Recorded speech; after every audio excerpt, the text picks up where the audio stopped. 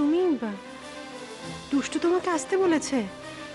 আসলে দুষ্টু না একটু কাজে বেরিয়েছে, ও তো এখনো বাড়ি ফেরেনি। তুমি এসো, বসো, ও চলে আসবে এক্ষুনি। না দুষ্টু না, আমাকে মেজ বৌদি আসতে বলেছেন। আচ্ছা মেজ বৌদি কি বাড়িতে আছেন? হ্যাঁ, ভেতরে আছে। একটু কথা বলা যাবে ওনার সাথে? হ্যাঁ হ্যাঁ, কথা বলা যাবে না কেন? আরে অপু, তুমি হঠাৎ এ বাড়িতে? সারপ্রাইজ। অপু, সত্যি আমি খুব অবাক হয়ে গেছি, তুমি এসছো এ বাড়িতে, মানে একদম হঠাৎ করে।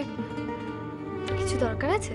না মানে তোমার মেজ বৌদি ফোন করে আমাকে আসতে বলেছিলেন। শোন না, বলছি যে একটা না বড় কাণ্ড ঘটে গেছে। আবার কি কাণ্ড ঘটলো? মুন্নি ফোন করেছিল। মেজ বৌদি নাকি ওই বাড়িতে ফোন করে, মানে মুন্নি শ্বশুর বাড়িতে ফোন করে সোনামাকে আজকে এখানে আসতে বলেছে। দুষ্টু, মেজ বৌদিকে একটু ডেকে দেবে প্লিজ? অপু, তুমি একটু এখানে অপেক্ষা করো, মেসি যখন বলেছে তখন নিশ্চয়ই চলে আসবে। তুমি একটু বসো না, একটু চা টা কিছু খাও, আমি আসছি ভেতর থেকে।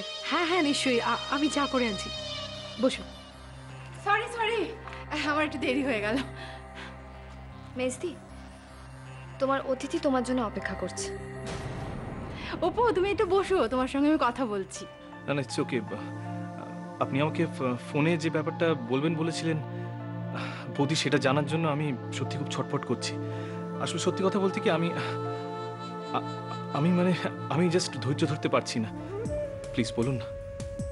বলবো বলবো, সব বলবো, সব বলবো বলেই তো তোমাকে ডেকে এনেছে এখানে। আসলে কি জানো তো, আমার নাটকের একটা ইম্পর্টেন্ট চরিত্র এখনো পর্যন্ত এসে পৌঁছয়নি। এসে গেলেই আমি নাটকটা শুরু করব।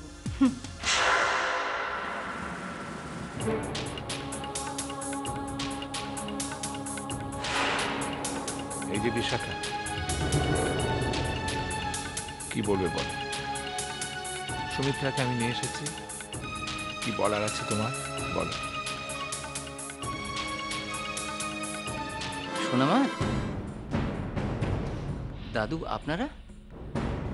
ওই যে বিশাখা আমাদের ডেকে পাঠিয়েছে, ওর কি বলার আছে।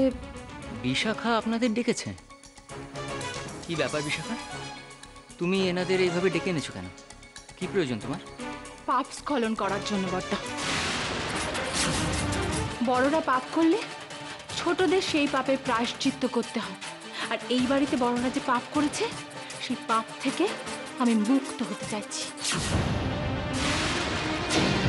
জানো মা, আমার ডাক্তার বন্ধুদের রাধা মাধবের উৎসবের কথা বলতে সবাই তো বেজায় খুশি। প্রত্যেকটা ডাক্তার আসবে বলেছে। ভালো তো। তুমি জানো না মা, কত রকম যে প্রশ্ন করছে, তোমায় কি বলবো, হাজার রকমের প্রশ্ন।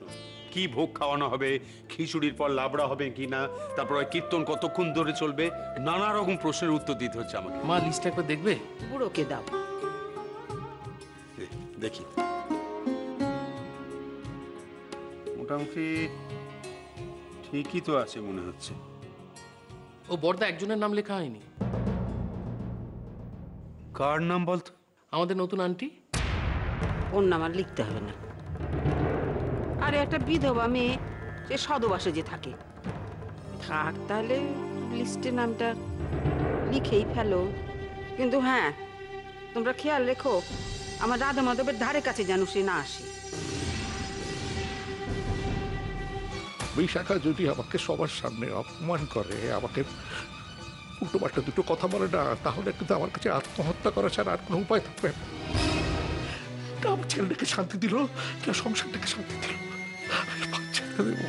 বাবা,